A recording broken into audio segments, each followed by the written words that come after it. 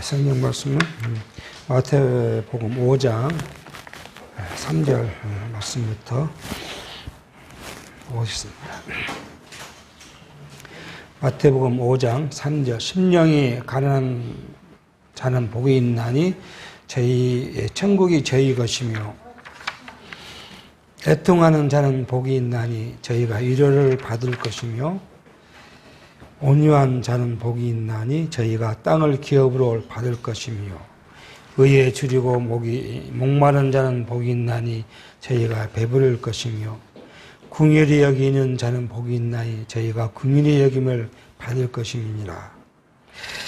마음이 청결한 자는 복이 있나니 저희가 하나님을 볼 것이며 화평케 하는 자는 복이 있나니 저희가 하나님의 아들자 일컬음을 받을 것이며 의를 위하여 핍박을 받는 자는 복이 있나니 천국이 저희 것입니다. 나를 인하여 너희가 욕하고 핍박하고 거짓으로 너희를 거스려 모든 악한 말을 할 때에는 너희에게 복이 있나니 기뻐하고 즐거워하라. 하늘에서 너희의 상이 큽니다. 너희 전에 있던 선지자들이 이같이 핍박하였느니라. 우리는 지금 마태복음을 통해서 예수가 그리스도이심을 지금 살펴갑니다. 예수가 그리스도라는 사실을 우리가 고백한다는 것이 얼마나 어렵다는 것을 우리가 이제 성경을 통해서 이해해 볼 수가 있습니다. 만약 우리가 예수가 그리스도라고 고백하고 믿는 것이 아주 쉬운 일이었으면 하나님께서 성경을 그렇게 많이 기록할 필요가 없었겠죠. 우리는 기존 신학에서는 이 예수가 그리스도라는 사실을 이제 잘 이해하지 못하고 있습니다. 그러니까 그냥 2000년 전에 예루살렘에 태어난, 베들레헴에 태어난 예수 그리스도 그렇게 이야기를 하죠. 기존 신학에서는 이걸 우리가 뭐예요? 예수 그리스도 이렇게 이제 이야기를 합니다.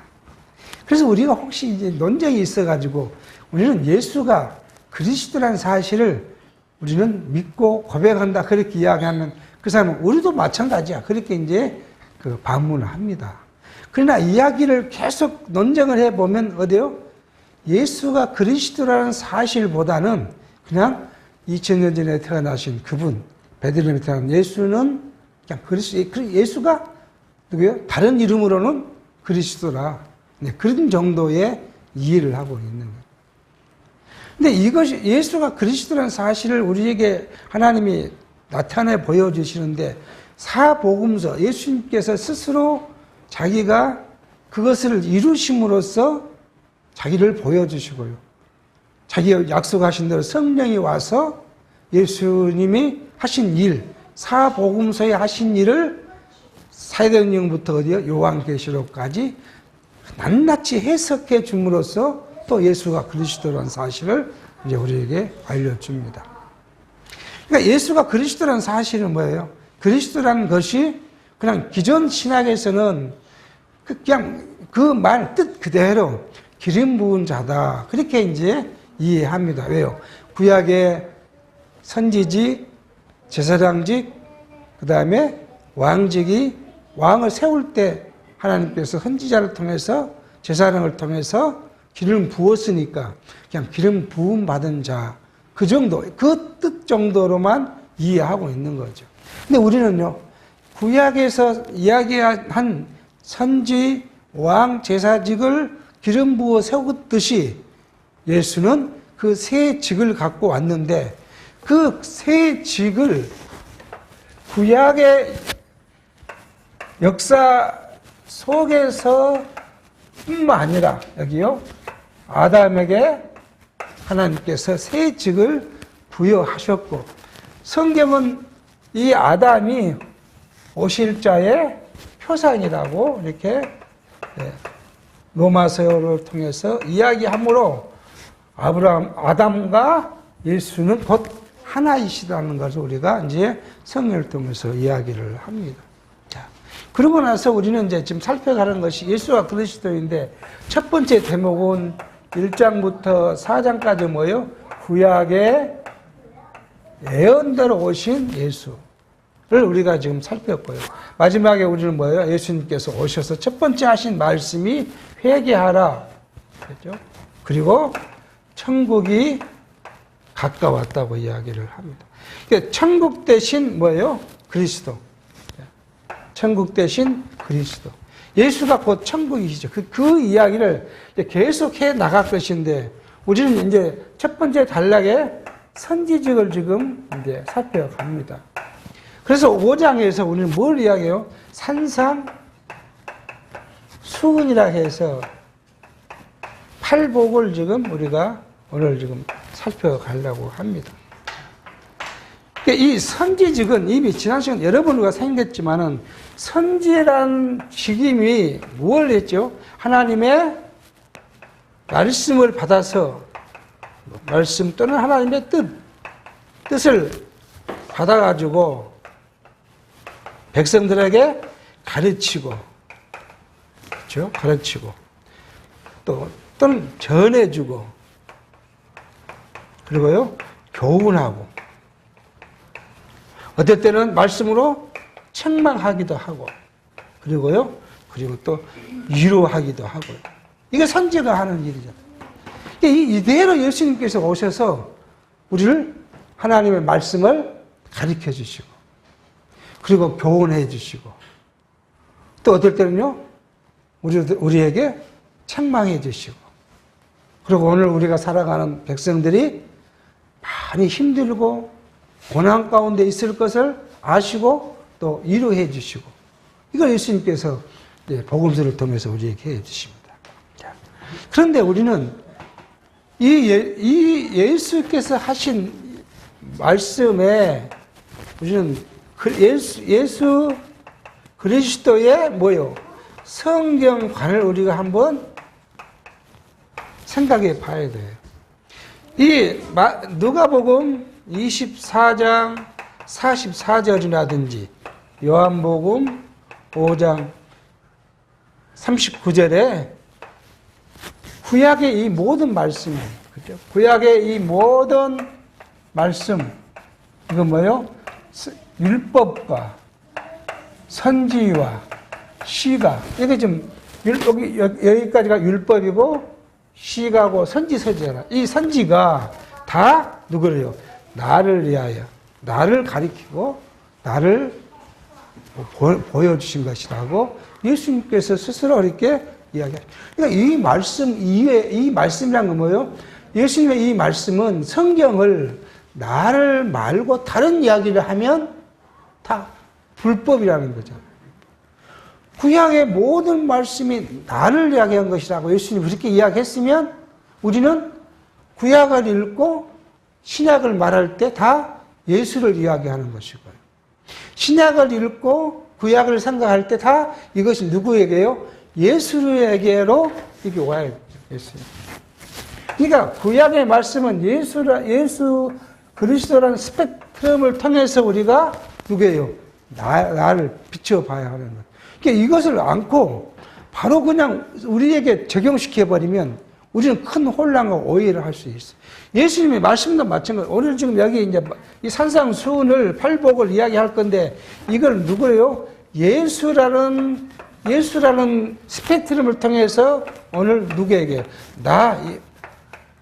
나를에게 오지 않으면 이게 오해가 있어요. 그래서 이게 잘못하면 뭐요? 이게 두 가지로 나눠요.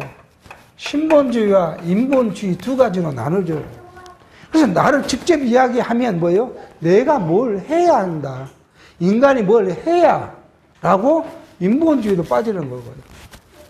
그리스도께서 우리에게 하실 일이라는 것을 받아들이면 그건 뭐예요? 신본주의로 가는 거예요. 그러니까 이 똑같은 말씀을 놓고 우리가 어떤 관점, 뭘 통해서 나를 볼 것이냐. 이게 이제 우리가 하나님이 주신 아주 귀한 말씀이시기도 하고, 위로이기도 하고, 권면이기도 하고, 잘못하면 내가 뭘 해야 하는 인본주의에 빠지기도 하고, 그렇게 됩니다. 그러니까 이 산상수훈이 기존 신학에서 가장 큰 오해를 낳고 있어요. 이게 팔복뿐만 아니라 팔복 이후에 계속 하신 하나님 예수님께서 선지자로서 하나님의 말씀을 가르치시는데 이게 전부 다 누구를 통해서요? 예수님 자신을 통해서 우리에게 오지 않고 그냥 다 인간 날아오면 내가 뭘 해야 하는 것으로, 내가 하지 않으면 하나님의 복이 없는 것으로, 하나님의 저주가 있는 것으로. 그러니까 기존 신학이 예수를 통해서 보지 않고 다 그냥 자기를 직접 와 보니까 인간이 뭘 해야 되고, 인간이 어떻게 해야 되고, 인간이 어떻게 해야 하나님의 복을 받는 것인가, 하나님의 은총을 입는 것인가를 한 방법, 비법으로 성경이 전락되고 말았습니다.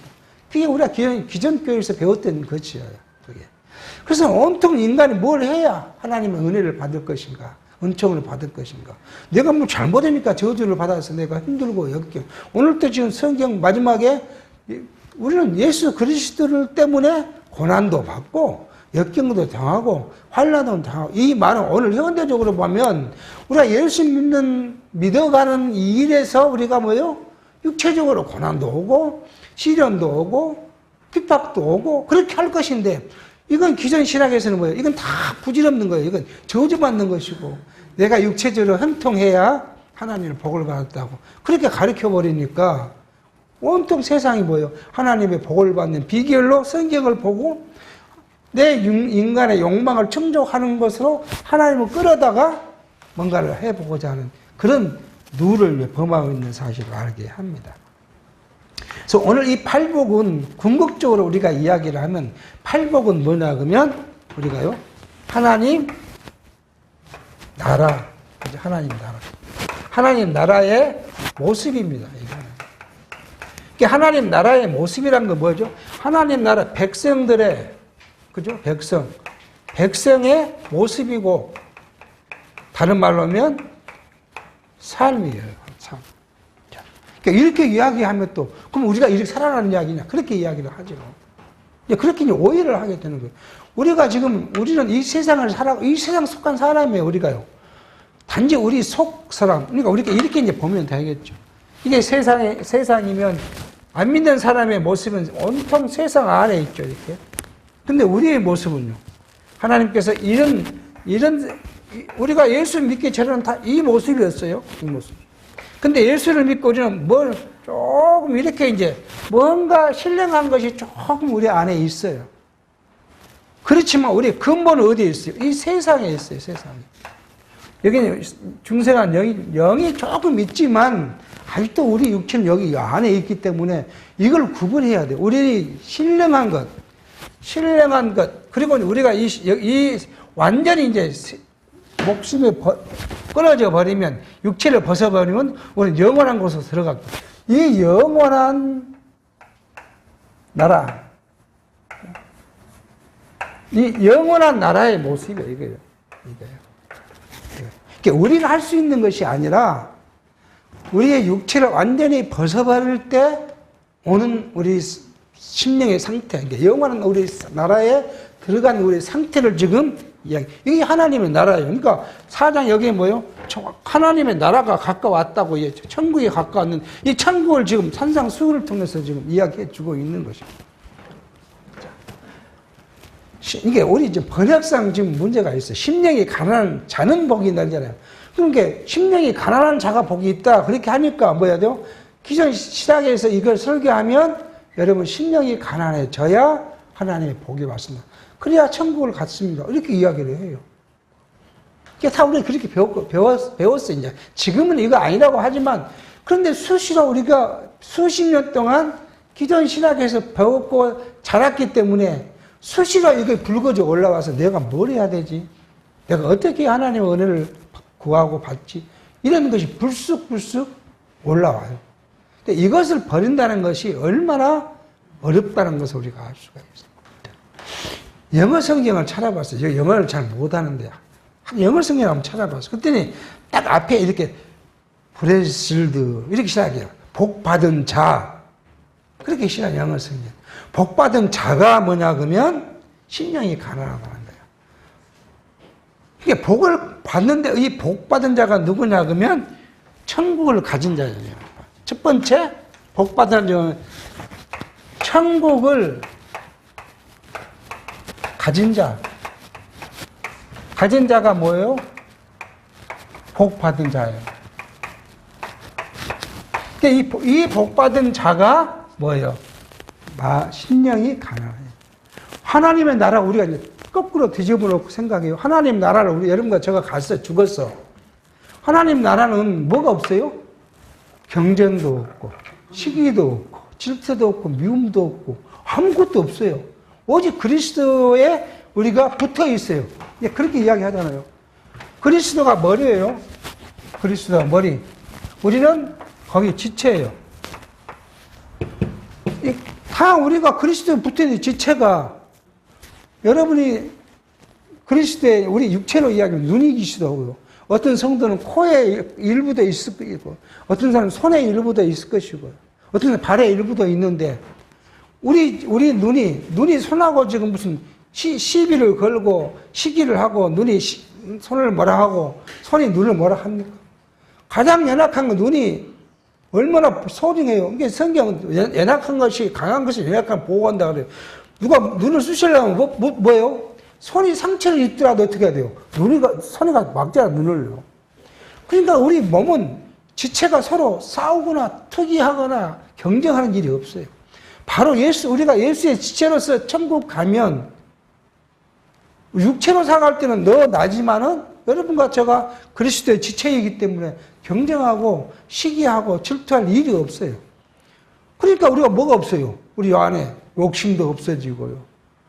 그럼 우리 마음이 이제 뭘로요? 세상 근심과 걱정으로 찌들었던 육체의 것이 없어지니까 온전히 하나님만 바라볼 수 있는 세상 것이 없어진, 세속적 가치가 없어진, 그리고 신령한 가치만 남은 자로 하나님의 앞에 나아가고 그리스도의 지체로서 살아갈 거예요. 그걸 이야기해요.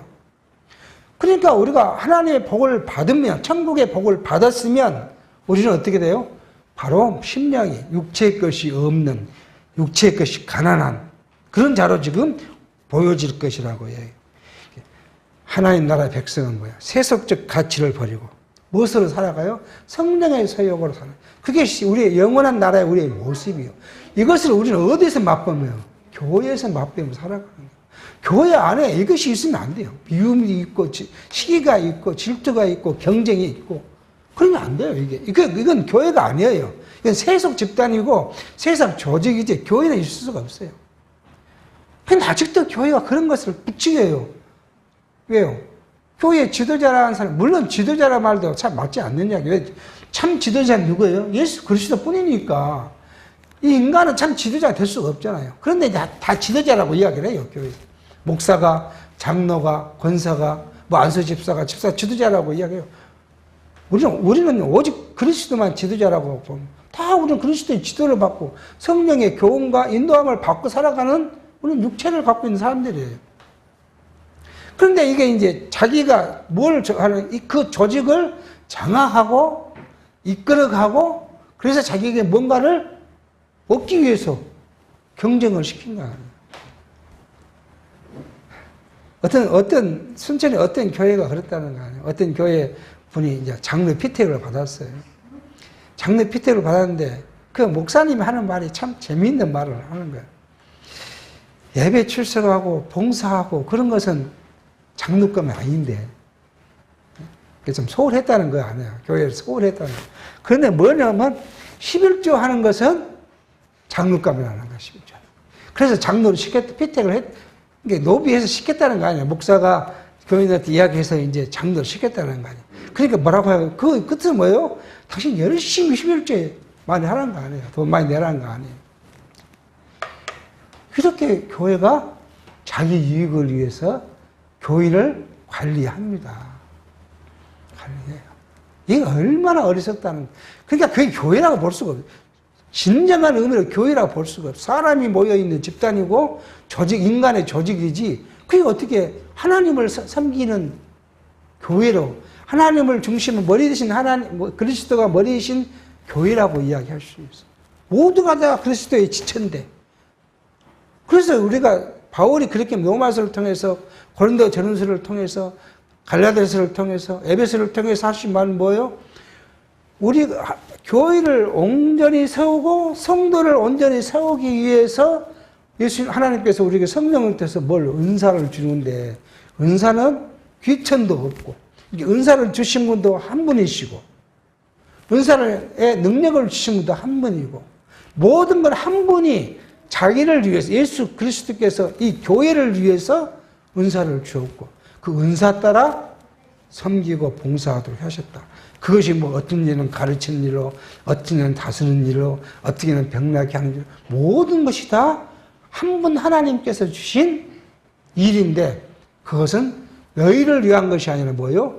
나를 위한 것이라고 그렇게 이야기해요. 그러니까 교회 삶에 직책, 직무라 할까, 직책이라 할까, 직급이라, 이런 것이 교회는 있을 수가 없다는 거예요. 어떤 사람은 더 많이 봉사하기 위해서 뭐요? 목사라는 걸 은사를 주신 거예요. 더 많이 수고하라고 장로라는 것을 주는 거예요. 더 많이 하라고 집사를 주고. 이게 더 많이 수고하라는 것이지, 권력을 행사하라는 것이 아니잖아요. 어떤 사람은 그런 이야기를 해요. 자기 교회에서 이제 뭔 이야기 하다 보니까 좀 이빠른 소리를 잘하신 분인가 봐요. 뭘 이야기를 했더니, 권사님, 아마 무슨 어떤 모임에서는 했는지 모르면 거기 권사님이 있었는데, 권사님이 화가 나가지고 쫓아가서는 자기 남편인 장로를 모셔갔다는 거예요. 예? 그래서 장로님이 왜 그러냐고 이제 뭐라고 좀 얼굴을 붉혔을 거 아니에요. 자기 부인이 화가 나고 와서 뭐 그런다니까 붉혔을 거 아니에요. 그러니까 이 사람이 이제 선우를 따지기 시작해요. 선은 이렇고 훌은 이렇고 이렇게 하는데 내가 뭐 잘못했냐고. 그렇게 따졌더니 장로가 아무 말을 모르고 얼굴 부락부락하고 돌아가더라는 거예요. 그럼 무슨 일이에요? 있을 수 없네. 교회가 그런 일이면 집에 가서, 성경은 그런 이야기 하죠. 집에 가서 조용히 남편에게 이야기하고 남편에게 배워라. 그렇게 이야기해요. 근데 자기가 권력이 있다는 거 아니에요. 자기도 권사고 남편이 장로고 그러니까 권력이 있다는 거 아니에요. 이게 세속적 모습입니다. 이게 뭐가 강해요, 마음속에요? 인간의 욕망에 강한 거예요. 인간의 욕망을 다 버려버렸으면, 신령한 것을 잊었으면, 오직 성령의 성욕을 따라 살았으면, 우리가 이제 극한적으로 이야기하면서 따랐으면, 상대가 나에 대해서 무슨 잘못을 이야기했을 때, 내가 온전히 받아들이고, 나를 돌아보면 그것으로 끝나고 기쁨이 있을 것인데, 난 너보다 높은 신급인데, 신급인데, 내가 나를 그래야. 그렇게 하니까 뭐예요? 자기가 이제 분이 나고, 말로 못 이기니까 뭐예요? 더 나은 남편을 데리고 와야 돼. 이게 오늘 현대의 교회예요. 자, 그래서 천국을 갖는 자의 첫 번째 특징이 뭐라고요? 이게 천국을 가진 자, 내가 이래야 천국을 걷는 거 아니라 천국을 가진 자의 첫 번째 특징이 심령이 가난한 자. 이야기입니다. 세속적이지 않는 것, 신령한 가치를 따른 것, 주신 것에 만족하는 삶, 탐욕을 비우는 상태, 이것이 뭐예요? 심령이 가난한 자. 복된 삶은 뭐예요? 하나님 한 분으로 만족하는 삶이에요. 하나님 한 분으로 만족하지 못하니까 하나님 외의 것으로 내가 만족하려고 노력한. 이 골로새서 3장 5절에 그래. 땅의 지체인 음란과 부정과 사욕과 악한 정욕과 탐심은 곧 뭐라고? 우상숭배니라 그랬대요. 하나님 한 분을 만족 못하니까 뭔가를 육체의 것으로 내가 가지려고 해요. 하나님 나의 주권자로 모시지 못하니까, 예수 그리스도 나의 머리고 내 주권자라고 인정하지 못하니까 내가 주권자가 돼야 되잖아요. 가정에서도, 직장에서도, 사회에서도, 어디 친구들 모임에서도 내가 누가 해야 돼? 주권자가 돼야 돼. 내가 그래서 판단해야 되고, 내 뜻대로 해야 되고, 내가 선이고, 내가 옳고. 우리는 정치 이야기는 할 필요는 없는 거지만, 그게 대표적인 사람이 지난 3년간 했던 사람이잖아요. 아니, 민주주의란 게 뭐예요? 우리가 책을 보면 민주주의의 가장 핵심이 뭐예요? 자유잖아요, 자유. 민주주의가 자유가 없으면 뭐예요? 민주주의가 아니잖아요. 통제받는 사회가 민주주의가 아니잖아요. 근데 이 사람은 자기 머리에 꽂혀갖고 뭐예요? 앞에다가 꼭 하는 말이 뭐예요? 자유민주주의를 위해서 자기가 이렇게 한다. 자기 생각이 모든 것을 판단하는 거예요. 대한민국의 모든 사람 학자의 의견보다 자기가 유일한 거 아니에요. 자기 말대로 이야기하라는 거 아니에요. 그 오늘 현대 교회도 그래요. 교회도. 교회가 어떤 회의를 하다 보면 이제 제가 과거 그런 경험이 있어요. 이게 목사님이 이제 사택이 좀 낡았어요. 아주 낡았어요. 이제 교회를 새로 증축을 하고, 그 다음에 본당에 붙여서 다시 종탑도 세우고 다 했는데, 그 사택 뒤에, 새로 집 지은 사람이 아마 교회 옆에 있으니까 불편했는가 봐요. 교회를 통해서 자기 집에 들어가야 되니까. 그러니까 집을 내놓고 이제 밖으로 나가라고 한 거예요. 근데 그걸 듣고 이제 목사님이 교회가 사택이 낡았으니까 그냥 글로 사택을 옮겼으면 어떠냐. 그렇게 이야기를 합니다. 대부분의 성도들은 다, 그럼 좋겠다. 뭐, 교회가 사는 것도 아니고 전서로 들어가는 거니까. 근데 어떤 집사님 한 분이 반대를 하기 시작했는데 엄청 반대를 합니다. 투표도 못하게 반대를 해요. 저렇게 투표를 하면 통과될 것 같으니까 투표를 못하게 반대를 해요. 나중에는 자기 의견이 관철이 안 되니까 입에서 이제 상소리가 나오기까지 합니다. 이게 우리 민주주의가 기독교에서 나온 거잖아요. 회의를 그렇게 민주주의로 한 거잖아요. 그러면 이제 투표해서 교인의 대다수가 찬성을 하면 옮기면 또 따라가면 되는데 투표까지 못하게 지금 거스로 못하게 막습니다. 서서. 이런 분들 있어요. 자기가 곧 뭐예요? 선이라고 생각하는 사람. 자기 뜻이 곧 옳음이라고 주장하는 사람들이 있어요. 자기 의가 강한 사람들. 저는 얼마 전에 친구들 모임에서 그런 이야기 했어요. 자기 의가 강한 사람일수록 자기 주장이 강해지고 또 교회에서 그런 사람일수록 주장이 강하고 그런 성향이 높은 사람, 목사님일수록 뭘 많이 이야기할까요? 죄 이야기를 많이 해야지. 그래서 우리는 뭐 죄 때문에 성도들이 불편하게 죄 이야기를 하기도 하고. 제가 제일 많이 기존교회에서 불편했던 건 뭐냐면 그 아픈 사람 병원 신방 가서 목사님이 죄 이야기하면 그래도 아파 죽겠는 사람 대놓고 죄 이야기하면 얼마나 그 듣는 사람이 상소리는 안 나오지만 불편했겠어요.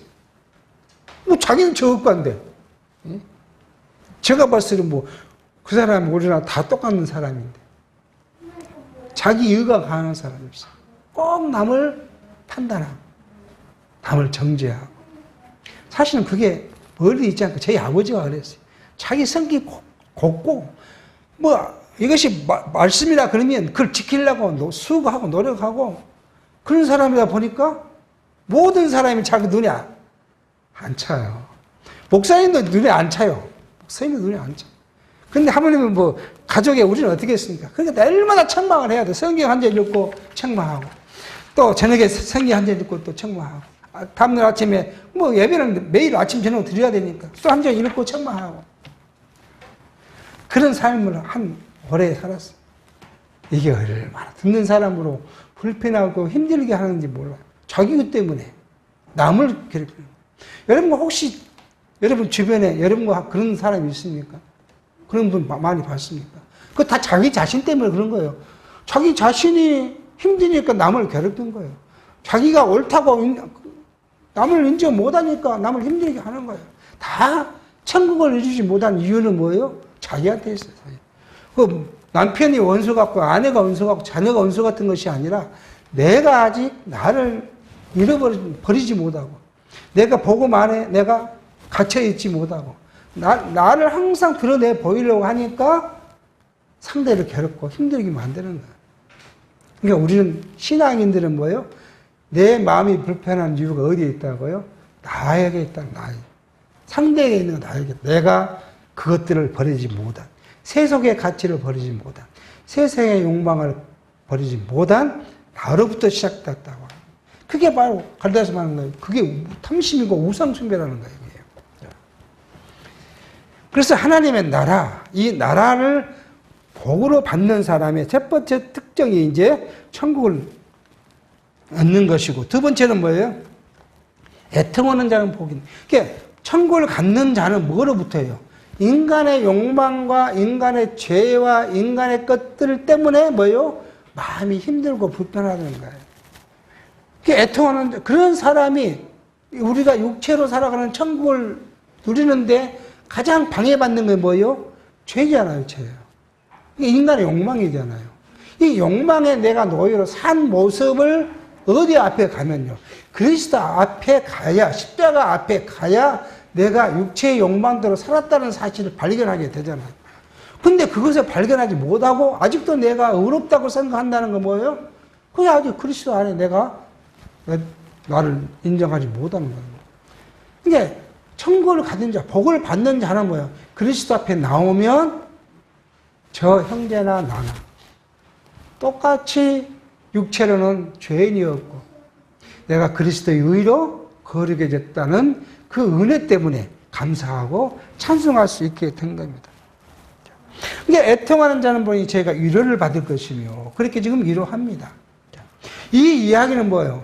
애통하는다는 건 슬픔이잖아요. 이게 죄에 대해 슬픔, 세상의 가치에 내가 농락당했다는 슬픔을 갖고 있어야 그 다음에 뭐가요? 하나님의 그리스도의 참된 위로가 내게 와요. 괜찮아 그 말이잖아요. 괜찮아. 여러분과 제가 그리스도 앞에 나가서 오늘 내가 하나님을 잊지 않고 기억하며 살려고 했지만 하루를 살아보니까 오늘 또 하나님을 잊어버리고 내 육체의 욕망에 이끌려 살았고 육체의 것 때문에 내가 즐거워하고 기뻐했고 그런 어리석음을 범했습니다 라고 인정하면 뭐요? 그 순간 하나님은 예수님으로 말하고 괜찮아. 근데 그럴 줄 알고 있어 내가. 그래서 내가 너를 위해서 십자가 죽었고 너를 의롭다고 했어. 그 위로가 우리에게 온다는 거예요. 아주 내 의가 팔팔이 살아있으면 뭐예요? 그리스도의 의를 우리가 위로를 얻을 수가 없습니다. 이 말을 지금 하고 있습니다. 우리는 성도는 이 세상을 살아가면서 지금 여기 세상을 살아가면서 우리가 하나님의 위로를 받는 것이 뭐예요? 하나님의 품을 떠나 있다가 다시 하나님께도 돌아와서 하나님의 품을 떠난 자기를 발견했을 때 그때 하나님의 위로를 얻을 수 있습니다. 세상에 이 지구상에 살아간 사람이 누가 하나님을 품을 떠나서 떠나지 않고 온전히 하나님 안에 거할 수 있는 사람이 어디 있겠습니까? 저는 있을 수 없다고 봐요. 그래서 예수님께서 우리에게 바울을 통해서 하는 건 뭐예요? 죄 있는 곳에 뭣도 많다고요? 네. 그러니까 죄인인 줄 알고 내가 죄를 많이 지었다는 그곳에 하나님의 위로와 평강이 넘쳐요. 그런데 바울은 그 말하면 또 다른 말이 나올 줄 알고 또 이야기해요. 그러면 내가 뭐 한다고요? 은혜를 더하려고 죄를 지으러 갈 거냐? 그럴 수는 없다. 왜요? 내가 하나님의 자녀니까. 어쩔 수 없는 상태에서 하나님이 나를 붙잡았다가 탁 놓으면 우리는 죄를 범해요. 하나님이 우리를 인도하잖아. 하나님이 이 세상에 있는데 좀 하나님이 딱 나를 끌어당겨요. 이렇게 성령이 나를 딱 끌어당기고 있으면 이것을 생각하고 영의 것들을 생각하고 살지만 하나님이 이것을 딱 놓아버리면 나는 어디로 가요? 세상으로 난 갈 수밖에 없어요. 이렇지 않을 인간이 어디 있냐고요. 하나도 없어요. 자, 근데 이것을 내가 하나님 앞에서 내가 고백한 자. 그것을 이제 애통하는 자라 하고 그 애통하는 자가 위로를 받는다고 말합니다. 오늘 우리는 이 세상을 살아가면서 이 애통함이란 이것을 늘 간직해가 있어야 돼요. 우리 직장생활 할 때, 사회생활 할 때, 친구들과 관계할 때 내가 뭐예요? 항상 나는 그 상대적 결핍이나 궁핍 때문에 누구를요? 판단하고 상대적 가치를 따라갈 가능성이 충분히 있어요. 그러니까 우리는 이런 부분에 정신을 바짝 차리지 않으면 안 된다는 거예요. 마음이 가난하고 심령이 통회하며 나의 말을 인하여 떠는 자, 그 사람을 내가 공고하려니라 라고 예언했어요. 이사야가 예언한 것처럼 우리는 우리 마음을 늘 붙잡을 필요가 있습니다. 두 번째는 뭐예요? 세 번째는 온유한 자는 복이 있나니 땅을 기업으로 받을 것이며, 온유한 자는 복이 있는 땅을 유업으로 받을 것이며, 이 땅은 뭐예요? 천국을 이야기해요. 온유한 자, 마음이 온유한 자. 왜요? 내 마음 안에 뭐가 없으니까요. 갈등이 없으니까. 내가 하나님 그리스도의 지체가 됐으므로 뭐가 없어요? 갈등이 없어요. 욕심, 육체의 욕망도 이제 사라졌고, 그런 자가 뭘 얻는가? 천국을 얻는다는 거예요. 그러니까 예수님께서 어린아이를 세워놓고 이 어린아이 같지 않는 자가 갖지 않으면 무엇을 얻을 수 없다고, 천국에 들어갈 수 없다고 이야기해요. 그 어린아이가 뭐예요? 진짜 육체의 그 어린아이란 것이 아니잖아요. 어린아이처럼 우리가 뭐예요? 마음이 순결하고요. 그리고 온전히 누구를 의지하는 거예요? 어머니를 위한, 우리 여러분이 아이를 키워봤잖아요. 그 아이가 클 때, 조금만 클 때 뭐예요? 그 아이는 100% 엄마를 의지합니다. 자기 생각을 하나 갖지 않아요. 배고프면 그냥 땡깡서 엄마가 줄 것이고, 뭐, 잠 오면 울면 재워줄 것이고, 아무런 걱정을 하지 않아요, 어린아이는. 그런 어린아이와 같지 않으면, 이건 뭐예요? 하나님과 나 관계 속, 예수님과 나의 관계 속에서 내가 일정 부분 해야 되고, 하나님 일정 부분, 내가 그것을 저울어진다는 거 아니에요. 계산해 본다는 거 아니에요. 내가 할 것이 뭐고, 하나님 할 것이 뭐고. 내가 의지할 부분이 어디까지고, 하나님 내가 이끌어주 어디까지. 이런 자는 뭐예요? 천국에 갈 수 없다는 거예요. 여러분과 저는 지금 그런 삶을 살아가고 있잖아요. 어떤 거요? 여러분의 의를 하나도 하나님 내어서지 않잖아요. 지체 앞에 여러분 의를 내어서지 않고 살아가잖아요. 우리는 온전히 하나님의 의, 그리스도의 의만 바라보고 있잖아요. 그럴 때 우리가 뭘 소유하고 있어요? 천국을 소유하고 있다. 이걸 지금 이야기를 하고 있어요. 성경 결론에서는 이 말씀들을 육체적인 것을 자꾸 이야기를 해요. 나 약간씩 이 성경 결론을 읽다 보면 의문이 가는 것들이 많아요. 자꾸 왜 우리가 성경 결론 전체를 보면 하나님의 절대 주권적 섭리와 하나님의 그리스도의 성취를 이야기하면서 왜 자꾸 육체의 것이 이렇게 기어 들어오는 거 하나 의구심을 가져요. 이렇게 말합니다. 예를 들어서 유를 받는 이야기를 예언대로 여호와 하나님께서 부자나 이방 권력자들의 경제적인 수탈과 정치적이나 사회적인 억압 아래서 슬퍼하며 통회하는 이스라엘 백성의 죄를 용서하시고 대적을 멸하여 나라를 회복해 주신 역사적인 사실을 여기에 빗대서 이야기를 해요. 이건 이 말씀은 뭐냐 그러면 스가랴에서부터 느헤미야까지의 역사적 사실을 갖고 와가지고 이스라엘의 이러한 것들을 통해서 하나님의 위로를 이야기를 해요. 왜 이렇게 이야기를 할까? 그런 생각을 해요.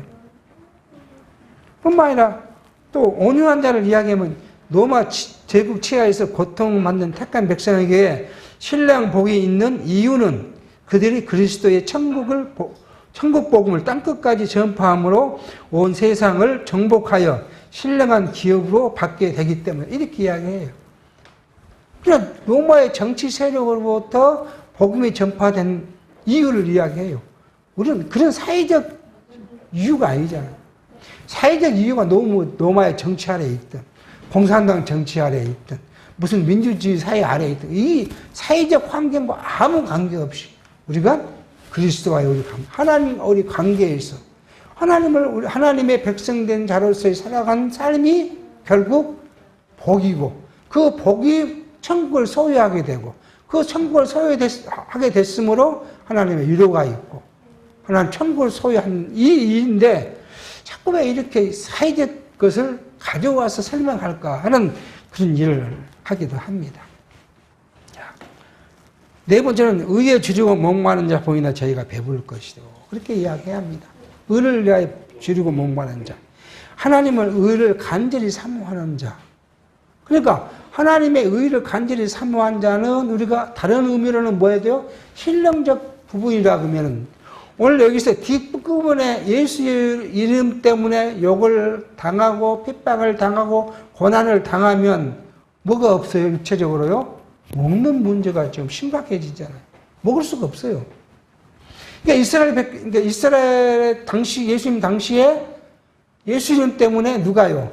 예루살렘 교회가 핍박을 받게 되니까 그들이 먹고 사는 거예요. 너무나 힘들어져요. 그러니까 바울이 뭐예요? 소아시아에 있는 교회로부터 연보를 받고 그 연보를 가지고 예루살렘에 가서 예루살렘 교회를 돕고 먹고 살 수 있도록 굶주리지 않게 하려고 했던 일들이 이제 후반에는 연보 이야기잖아. 이것처럼 마찬가지예요. 우리가 예수 때문에 만약 고난을 당할 때 굶주릴 수 있어요. 아니, 예를 들어서 어떤 곳에 우리가 직장생활을 하는데 교회 간다고 해고당할 수도 있잖아요. 그럼 궁핍을 당할 수도 있어요. 그런데 예수님께서는 이 말을 뒤에 가서 다시 설명을 해요. 사도신, 그러니까 그 예수님이 주기도문을 가리키기 전에 앞뒤에서 이야기하는데 너희는 뭘 먹을까, 뭘 마실까, 어디에 잠을 잘까 이런 것들은 우리 하나님 아버지가 아신다. 그래 너희 그런 것이 염려하지 마라.